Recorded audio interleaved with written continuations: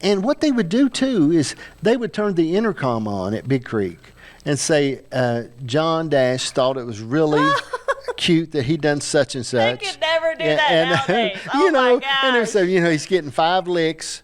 And they would turn the intercom on in the whole school. And he'd have you bend over. Could you imagine if they did that nowadays?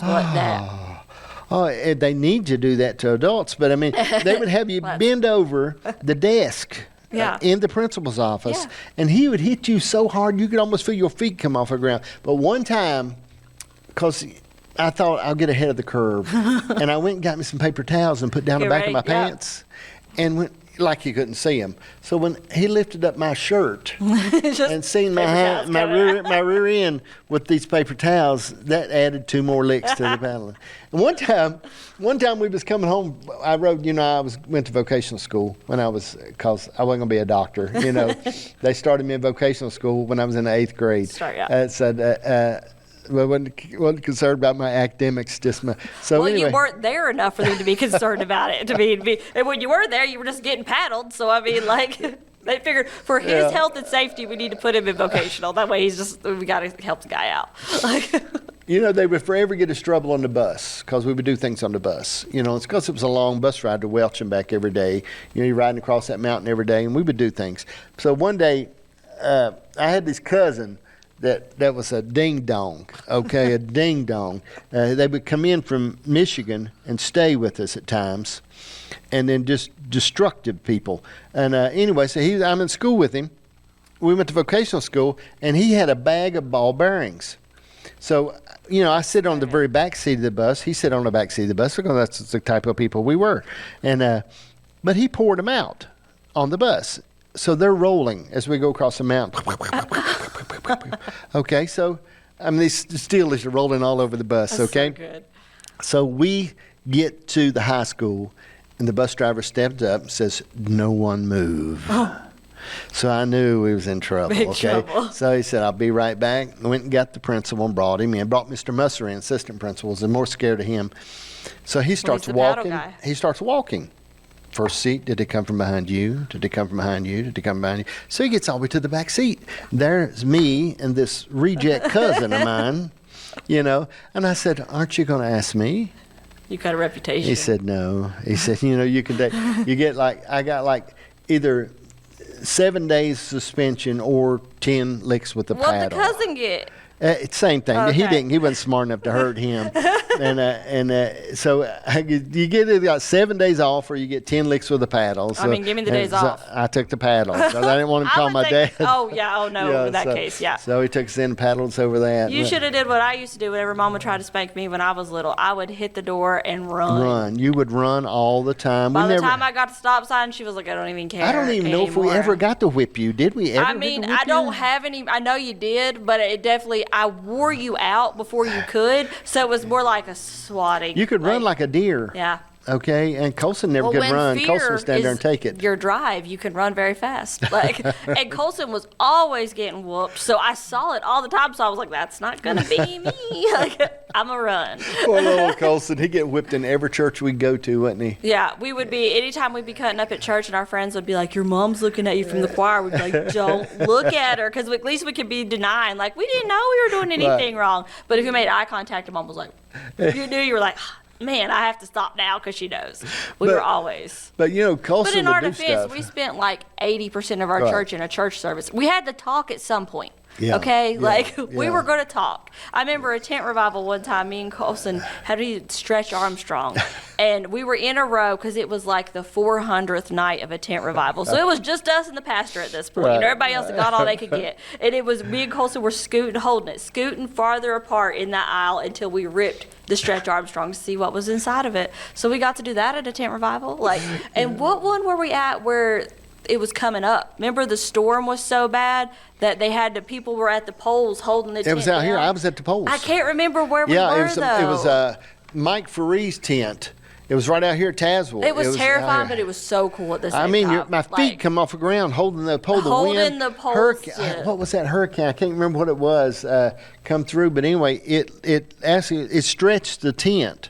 It was so bad. Nobody stopped singing though. They sang louder, and we stayed in that tent because the option to leave the tent was really not there. It was hold the tent down. But I remember the water coming in on the ground and everything. That was a good one. I can't remember what hurricane that was. I can't remember either, but that's a memory I have of holding that tent down and just looking around, being like, these little flaps are all that's protecting us. And didn't slow down that service none. No, we didn't. Those were the experiences I had growing up. Those are the ones where I just can't. Well, too, I started pastoring. Your mom was pregnant with you when I started the church. Yeah. At Church on the Rock, when I started there, that she was pregnant with you, and because I remember her coming in with her belly all sticking out, and when we started Mom that always church. looked like she was pregnant with triplets. Somehow, always. She and carried she was heavy. a lot of belly. Me and Morgan didn't carry that way. Me and Morgan got pregnant. We were pregnant everywhere. Like our noses went to our cheeks, like everywhere pregnant. Mom was just a pot belly all the time. You know, and your mom, she worked right up till her water broke. Okay, Yeah. man, she worked and she just was like that, man. She was good at having children. Well, that's one of the when you'd sent me some of your questions was like, what was one thing I felt like I was supported? Mm-hmm. I was sitting there trying to think of something, and I was like, I can't think of one time because it wasn't like it was ever a big deal. Right. And like when people say, oh, you can't do that because you're a woman, don't let them tell you can't do it because you're a woman. Ain't nobody ever told me I can't do nothing because I'm a woman. I was emboldened so much to probably a flaw of you can do it better because you're a woman. Like that's how Mom raised us, was like, if you need to do it, go do it, get it done. There's nothing you can't do. It doesn't matter who you are, that you're a woman. And you raised us the same way. We at the barn, you needed something done, go do it. Right. Okay. It didn't matter if you were a woman. It was so I always, y'all put so much confidence maybe to a flaw that like I can do it, whatever it is. And I had the same thing at the house. Like we need drywall put up, and I was like, I bet I could put that drywall up. Give me a YouTube video. That's just where I am. Yeah. Like there's never a time I didn't feel supported. I was overly supported. You know, and that's what we what could like wanted to do. slightly mention a dream, and y'all were like, "Let's do it." We're like, "Easy, we're not ready yet." Your mom was forever making me slow down. Yes. Because if y'all wanted to do something, I said, okay, let's build the building and Let's get go. it started. And I'm always telling her, I said, does Kelsey want to do anything? Is there a business or something she wants to do? Let's do that. Yeah. You know what I mean? And let's sit up and do it and make it work. One thing that I think about a lot is I think about you girls and Colson when you went to find a husband or a wife, that one of the traits, and it could be subconsciously, but what you looked for. Yeah. I think about this, okay, now your mom is a good worker, and I've always been supportive in her work. She's a okay, workhorse. but I think about you were not interested in a man that did not work.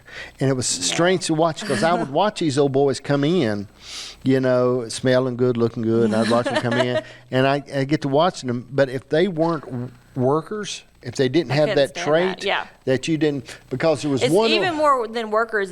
It's excuses. I can't stand when there's always an excuse or like a reason or not doing something. Come on, man up. Like I knew there was one old boy you're looking at, and you were sparking, and he got someone to clock in for him while at work one time, and I remember this. He got somebody to clock in for him while he wasn't at work, and I remember you finding that out. And from that point, I could see that emotion just begin to drift away. See, that's just like excuses and laziness, and I never liked that. And I remember when Andrew asked me to marry him, and I told you the first thing you said was, "Well, at least he's a worker," and I was like, "Yeah, that's exactly right." Like that's what made me first. I remember we were all friends with the same people, and everybody was always talking about Andrew going to get groceries, and I was like, "Why is he grocery shopping for himself? He lives at home." Like we were still young, 18, 17. It was because he had the job and he had to have work. And I was like, well, where does he work? And then they told me, I was like, oh, he's got like a job. Like I just like that. And it would be Andrew, whenever we were out, Andrew would leave early because he had to go to work. Or Andrew was gone because he had to work. There was no skipping days for nothing. Like I very much like. He's still the same way. He's still the hardest worker in the room, even to his own flaw sometimes. Like, I just think that, and Herman's a good worker. Herman goes at it hard, and Chris is like a little firecracker about everything. Sometimes you got to direct Chris though, because she's like a cannonball. You know what Chris is? She's like the ball in a pinball machine. Right. She's gonna do something. She's gonna get something done, but it's gonna be a little crazy before it gets done.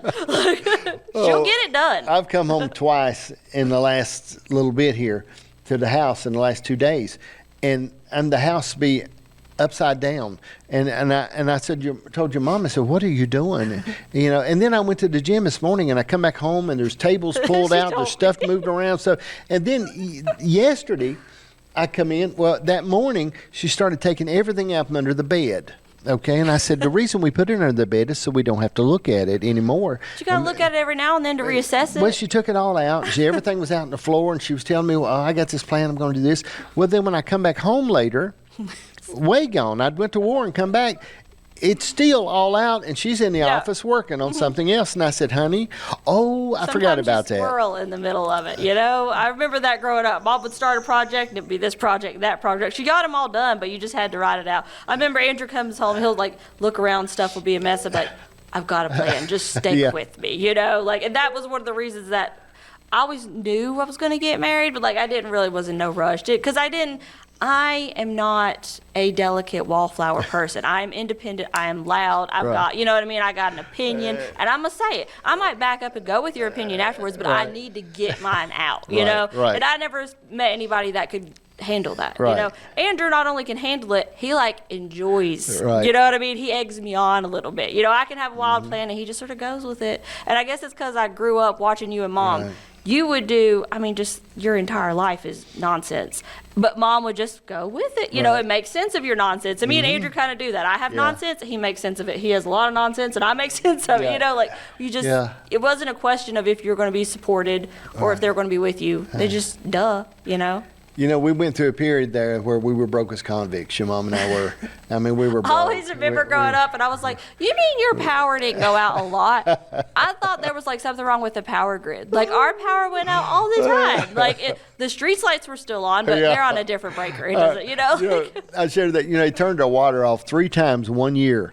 I was out preaching the gospel, thank you, Jesus, and, getting offerings $7. That prosperity gospel. It was just, it was, everybody said, there's one of them rich preachers. Yeah. And I'd have to go outside and turn the water on at the water meter so everybody could take a shower and take a bath and turn it back off so I didn't go to jail. Yeah.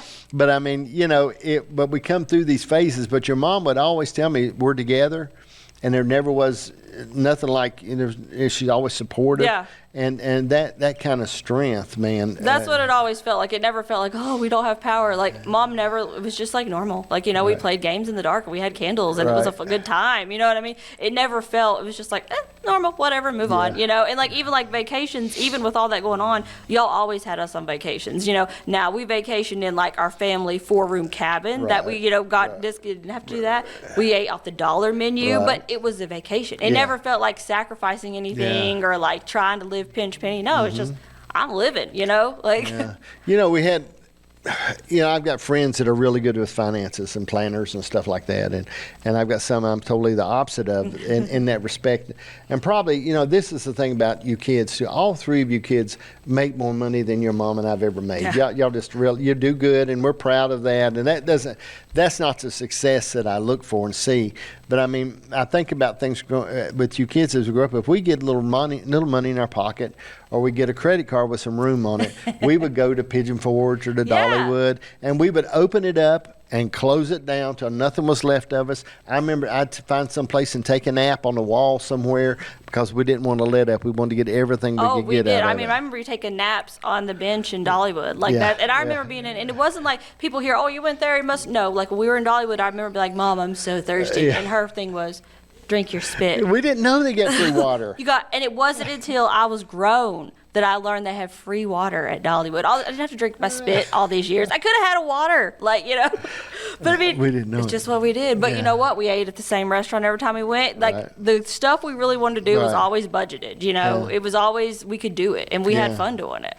And I think growing up, sometimes we get to looking at the big vacations and the big stuff when those little times that you take I think sometimes it's more quantity of time than quality of time. If you can spend more time with your family and spend that time with them and do things with them. And I know that one of the decisions that you made is to homeschool. Yep. Okay. And, what weighed on your mind, or what benefits, or what do you see in homeschooling Carter? Oh, there's so many. There's, like I talked about, I didn't want a normal childhood. I didn't want him in school for, 8 hours a day sitting there. It just, I grew up homeschooled from, I think, 3rd grade. Once you do that, you realize that's just so much wasted time. It's not necessary. It's really not necessary to be there that long it's a daycare is what it is a lot of the time. Mm-hmm. And I didn't want that.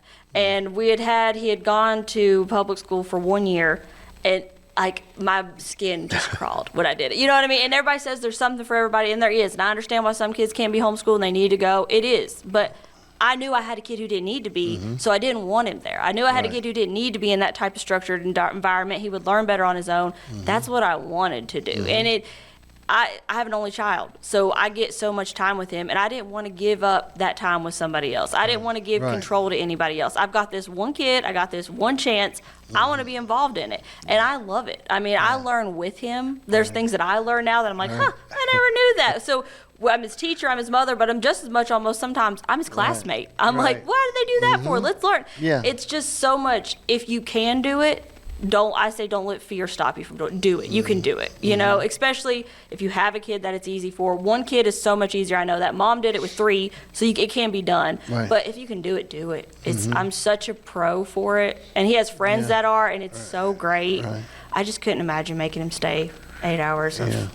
You know, once you get into that mode, like the commitment that you made though to do it is a big thing. Okay, it's not to be taken lightly. You made a big commitment. Yeah. And you know, and I think he's moved. And this is the thing people run into. They talk about, well, I don't want to homeschool my kid because I want him the social environment. Well, there's so much social environment I would not want him to be in. Exactly. I'm worried to death now about even when I think about him going to college. And I think about Caleb going to college, and John Colson will probably own a college. It won't matter with him. I mean, I can imagine. That's a whole other subject. But, you know, when I think about that, and I think about him winding up some liberal college, which are a bunch of idiots, I worry about that, and I think about it. And well, then so much of it, like I know a lot of the teachers local, they are like good people. Right. But they are not making the choices in that classroom. Right. They are not choosing what rules are being followed. Somebody else is, and they have to follow it. I know teachers that have problem with the things they have to do in school, but they don't have a choice. So it's not a knock on teachers, because they're not the one making the final choices the way I see it. And a lot of the times, like, would you let your kid be friends with somebody if you didn't like them, or you didn't like the way they acted, or you knew it was a bad kid, or they cussed every other second, this kid in middle school? Would you let your kid? No, you wouldn't let them be friends with them. But what do you do when they're in school and they're in the seat next to them and they're exposed to that day after day? Now, like, I've heard of there being fights, like, constantly. One, there was fight in the lunchroom and in the art room in the same day. This kid had the same lunch and the same, and then you still have to go to school on top of all that stress and all that going on. How is it possible to learn in that type of environment where fights are breaking out, literally, like in the same day? Right. Like two separate people. I agree, and I think, you know, we made that choice early on to homeschool your kids and private school you and homeschool you, because we wanted to be able to control that environment best we could, and I think it's been a great success. Some people look at it as being like, oh, they're too sheltered, they're sheltered. What's a shelter do? It protects you. If it's raining and there's a storm, the shelter protects you. When the storm is gone and you can handle it, you go out of the shelter and you're in the world. That's what I'm supposed to do. I'm not supposed to send my 13-year-old out to hear nonsense and hear cussing and people bringing blades to school and stuff like that. I'm not supposed to send my 13-year-old into there. They're not ready to handle that. He's not ready to have to make the discernment between this person's my friend, but it also cusses every 5 seconds and does all these things. I'm supposed to shelter him until he can make those choices and be ready. I don't shelter him to the sense of he doesn't see people. My kid is exposed. Most of his friends are adults. You know what I mean? Like, and he has tons of friends that are his age that I can say, and a lot of people talk about this generation. That's one of my sticking points, and I can't stand it, because every generation has an idiot, okay? Every generation has some just ding-dongs. It happens. But so many of his friends I've seen where I'm like, man, they are better kids than I was when I was 13. And even seeing the way they talk to each other, like, it's just, I don't think this generation's that much of a problem. I think people need to maybe look around. Every generation, there's problems. I mean, when I was growing up, people were getting kidnapped like crazy. That's a generational problem, okay?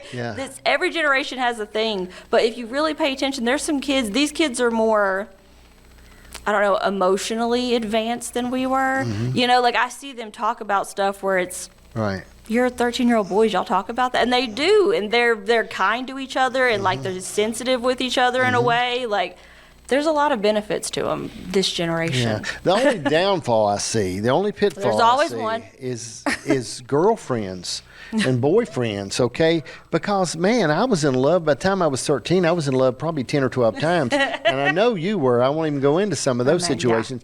But, I mean, you know, but I think that's the age that we're in that's different than even when you grow up. There's something I see now when it comes to this boy-girl relationship that's different than it was when I was growing up and when you were growing up. Yeah.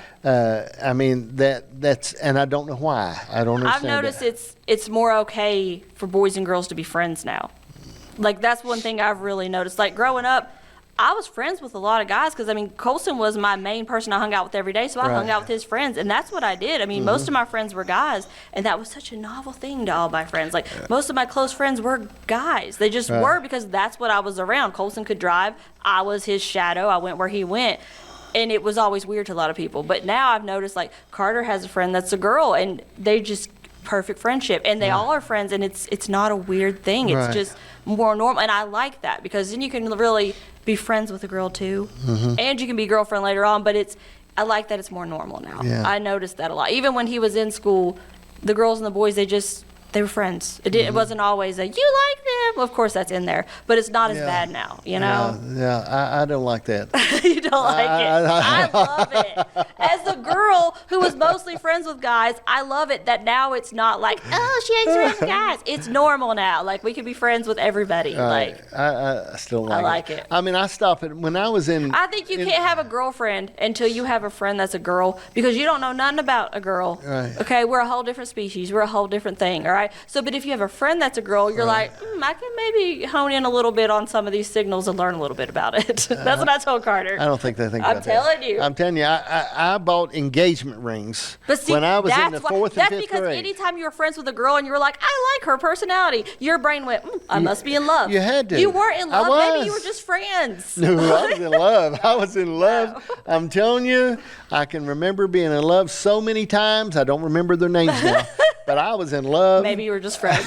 Maybe you were just friends. Not Maybe you were just friends. I was head over heels. Was she in love? Because I can tell you from experience. Sometimes you She think they wrote are. me- But She she's wrote me not. notes and said she loved me. I don't And see said, I love John. I love you. Will you be my boyfriend? See, that's what you should do. See, that's Check one of the here. things I teach I had to Carter. check the mark. No, in this modern world, see, you had it on a piece of paper. I tell him, do not write, and it's hard to live up to. Okay, it's like top tier thing to live. Right. Don't write anything in a chat, in a text, in Right. an email, in a pigeon carrier that you wouldn't want printed on a billboard with your picture next to Right. it. I said, because you may think, oh, if I delete it after I send it, it's not gone. Right. It's there forever. I you mean, know. And I believe there is the issue that we're running into because there's a lot of stuff I said that's not recorded. Yeah. When I was a boy growing See, up. I'm on the tip of that. There's some stupid stuff I did that is recorded. Yeah, there So is. I'm right on the edge of that. And I Some remember stuff some is of gone. it. Yeah, and then that memory doesn't matter. That's he say, she say. So, but his stuff, it's forever. I And I know. try to just speak that into him as much as Yeah. possible. Like it's not gone, and it's not. Put it on there like it's going to be seen with your picture next to it. Would you be proud? Like I used to have a girl that I really was fond of. Her name was Shooting Star on the CB. Oh, Okay, okay. because I was like, we called her Shooting Star, and my name was what was it on the CB? It was I'll remember it in a minute. It was, but anyway, Damn she was Milky Way. shooting star, and I would, I really loved her, and I can't really remember a lot about her now, but I used to go see her. But I would talk to her on the Love is CB. fickle. I would talk to her on the CB. We would talk to each other, hello, and we would talk to each other on the CB. I can't remember what I went somewhere by. out there, shooting stars. Watch this. Goes. That's me. I'm shooting star. Sir, maybe you and shooting star were just meant to be friends. Did I tell you know? about the girlfriend I had that I thought was dead? There was a girl. While you were dating her, or now? Well, no, it was afterwards. But Okay. anyway, I hadn't seen her in a long time. I was married to your mom, I believe, at that point. Anyway, but I was at a funeral. Okay, and someone said her name, said she wants to know. She wanted to talk to you, and I said, ooh. I thought she was dead. Got a Ouija board. I thought she was dead, okay? Anyway, so she came back and started talking to me, and I told her, I thought you were dead. I said. How did she respond to that? Okay, she started laughing, and her husband was standing there. Okay, he come up because he didn't want her to be alone with an old boyfriend. Yeah. And so anyway, so he started talking to me, and he said, "Let me tell you what happened to me." And he told me, he said, I got a new Harley one time. He said, and I got it, brought it home, and we was out in the yard and stuff like that. He said, I got it like at 12 o'clock that day, and I got my insurance on it and everything set up. He said, and about 3 o'clock, we're all sitting out in the yard. She's getting ready to go to the grocery store. She gets in the truck. I'm sitting on the Harley, and she thought the truck was in drive, but it was in reverse, and she run over top of me. And the Harley tore it all to pieces, totaled the Harley with the truck. That's a big hump, but she And gunned he it. said, I had to get I just got my insurance that day and totaled it a couple hours later. Oh, my and he was telling me all the story about him. And I said, buddy, there's only one thing I got to say to you. And he said, what? I said, I'm glad you got her instead of me. Yeah. She had to have gunned it to make it she fully run over you know, like top. when you think you're going to pull out, you just sort of pull out, you know, you just go. And she run over him, almost killed him. I don't know that I've ever pulled out hard enough to run Almost over a whole killed him. human and motorcycle at the same time. It was really something. Yeah. I don't I'm know. one of your better drivers of children. Yeah, you really are a So, good driver. I don't really have You that know, problem. Colson's a good driver for something big, something small. He's scary, but What scares me about Colson is we'll be driving, okay, and everyone knows how many deers Colson has Right. hit with that vehicle, multiple, okay. We'll be driving, I'm like, oh, a deer, and he's like, where? A few minutes down the road, I'm like, oh, a deer, where? He's colorblind, but he's also deer blind, okay. Right, he right. cannot see a deer for nothing, or he'll run off the road, and instead of being like, oopsie, he'll go, I meant to do that. You meant to run off the road? Why? You know, like. Terrifies he me to is death. scary. I'll run off the road, but I'm like, oh, whoop, that's a close one, you know? Like, Yeah. He just acts like it was all on purpose. It's all a part of his plan. I guess that's his calm nature we were talking about. He's like, I meant to do it. Everything's fine. Like, it's not. Or when you're with him and he's about to fall asleep driving and you know Right. he is and you're begging him, I'm a licensed driver. I can drive this vehicle. And he will not let you drive for nothing. No. It's You know, terrifying. I liked you and everything growing up. I That's really good to did. know. I That's liked good you and to know. stuff. I mean, I Glad we- really did like you. How but, old am I, 34? but I No. don't know. Who knows? Who knows? how- Carter knows. but I remember when you left home finally. When you left home and Okay, I was 18. Let's Yeah. be clear about that. But I I was mean, 18 when I moved out. But I mean, we bought you multiple vehicles and a lot of things for you. You know, waiting on you. One. Waiting Oh, you, two. It seemed, yeah, Right two. before, yeah. Before you were 18. I didn't like the second one though. It's not my fault. Before I you're told I 18, didn't you got like new it. vehicles. But anyway, but you were driving. Now, your mom's got a real good heart, okay? She's really, at times, she's very mean, but she's got a good heart. But when you were driving, It's you candy-coated. pulled out of the driveway on Hill Street where we lived. And you was in the little black truck. Little Black Ranger, And, baby truck. You know, and your little head was in the window. I could see the back of your head as you pulled out. You know, and me and your mom are standing in the driveway. You know, and you pulled out, and you were leaving home for good. And your mom's crying. She's, you know, because she's real. Real emotional. She really likes y'all. She Yeah. always liked the Yeah, kids. she's a fan. And you know, y'all were. So We're almost like family to her. so you pulled out. You were going. Your little head. I remember like it's yesterday. Your little head was in the back of the window. I could see it in that window. She's crying, and I looked at her and I said, "This is affecting."